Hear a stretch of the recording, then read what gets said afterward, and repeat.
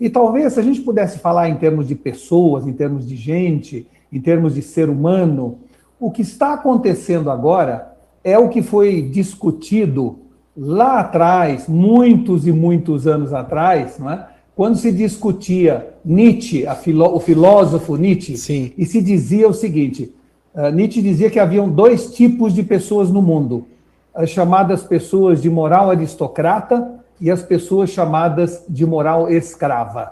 Então Certo. ele dizia que existiam esses dois tipos de pessoas no mundo.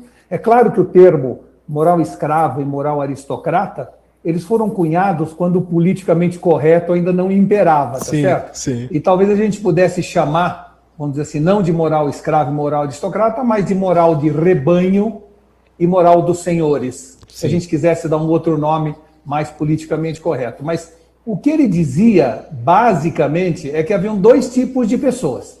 Uma pessoa, que ele chama de moral dos senhores ou moral aristocrata, era aquele profissional de qualquer área que tinha o que ele chama de uma ênfase endógena, ou seja, é aquela pessoa que introjeta a responsabilidade, introjeta os problemas e diz, deixa comigo. Sim. Ou seja, parte do princípio que outras pessoas dependem dele e quando tiver um problema, a culpa é dele, ele assume a culpa e entende que a responsabilidade é dele, logo a culpa é dele. Ou seja, faz tudo na hora, enfrenta um problema, confronta o desafio, pensa grande e normalmente busca a superação todo dia. Ele quer ser amanhã melhor do que hoje. Então, certo. Esse é um tipo de profissional.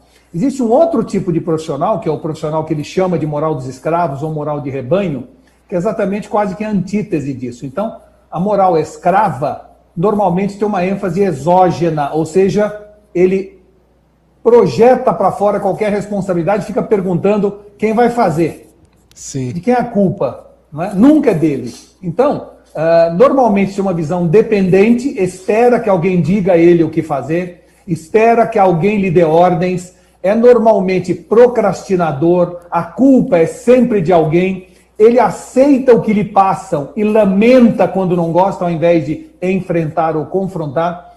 Ele pensa normalmente pequeno e não tem superação, e sim ressentimento. Certo. Vive ressentido com tudo. E esses dois tipos de pessoas vivem e viveram entre nós o tempo inteiro. Então, vou dar um exemplo de pessoa com moral escrava e moral aristocrata. Uma pessoa que tem moral aristocrata ou dos senhores, quando ele chega atrasado para uma reunião e você pergunta para ele, escuta, você está atrasado. A resposta dele é assim, é verdade, peço desculpa, foi certo. sem querer, tá certo?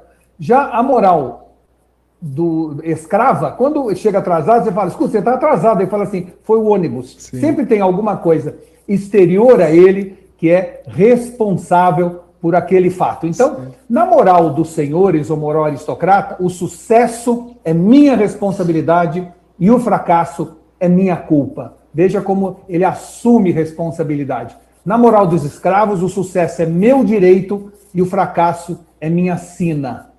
Então, quando você analisa esses dois tipos de profissionais, e veja, não é que um profissional é de alto escalão e outro é de baixo, não. Às vezes você tem profissionais com moral escrava no comando da empresa, e às vezes nas funções mais subalternas e vice-versa. Então, quando alguém foi demitido, você reconhece imediatamente se ele é de moral escravo ou moral aristocrata, porque uma pessoa de moral aristocrata, quando você pergunta, escuta, você foi demitido, o que aconteceu? Ele responde, não me adaptei à cultura da empresa, eu não soube disputar o jogo corporativo.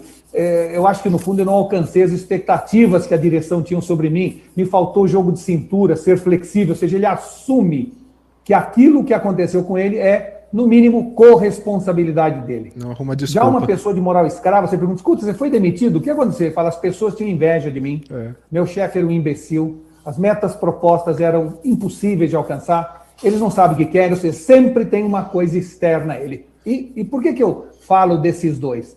Porque o momento agora, depois de séculos e séculos de privilegiar a moral escrava, a partir de agora, o que vai ser privilegiado é a moral aristocrata ou a moral dos senhores, dessa pessoa independente, que se atira sobre as coisas, que assume problemas.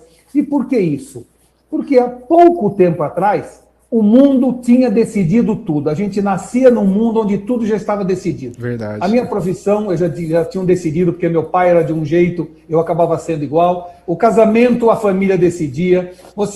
A hora em que ia assistir o filme, quem decidia era a TV Globo. O café vinha no bule e todo mundo tomava o mesmo café. Ou seja, havia já decidido tudo ao nosso redor. E a partir de uns anos para cá, houve uma inversão total disso. Agora, tudo é decisão do indivíduo. Seja a profissão, seja com quem você vai casar, seja que café você vai tomar. Hoje, com a Nespresso, você escolhe entre 120 tipos de café. Na Netflix, você que decide. O horário flexível faz com que você faça o seu horário. E o mundo está caminhando de maneira célere para privilegiar as pessoas de moral aristocrata, as pessoas que a gente diz são donas do seu destino. E daqui para frente, no mundo profissional, a visão é o seguinte: nós precisamos esculpir-nos a nós mesmos. Nós é que fazemos o nosso futuro, o que é um conceito absolutamente de moral aristocrata ou dos senhores e não de moral escrava. O problema todo é que para cada 10 pessoas de moral escrava, uma tem moral aristocrata. Infelizmente, no mundo é assim, porque sempre o privilégio foi: eu vou ser um funcionário público, vão decidir o que eu vou fazer, vão me dar as ordens, horário para chegar, horário para sair, e a escola já forma alguém com moral escrava. Verdade. Eu tenho que usar uniforme, tem horário de entrada e de saída, tem que fazer lição de casa, não pode falar na classe. Pensa que você vai moldando as pessoas a se sentirem mais confortáveis quanto mais as pessoas dizem para ela o que fazer. Sim. E hoje nós estamos entrando num momento de grau de liberdade excessiva ou extrema, aonde quem é dono do seu destino vai se sentir à vontade. E quem não é dono do seu destino vai se sentir absolutamente desconfortável. Então, estamos num momento do mundo de virada. Portanto, eu falei até agora, como você vê, quase nada de tecnologia. Verdade. Eu falei de um novo momento do mundo, onde a forma como nós encaramos nossa vida é que vai determinar o sucesso ou fracasso.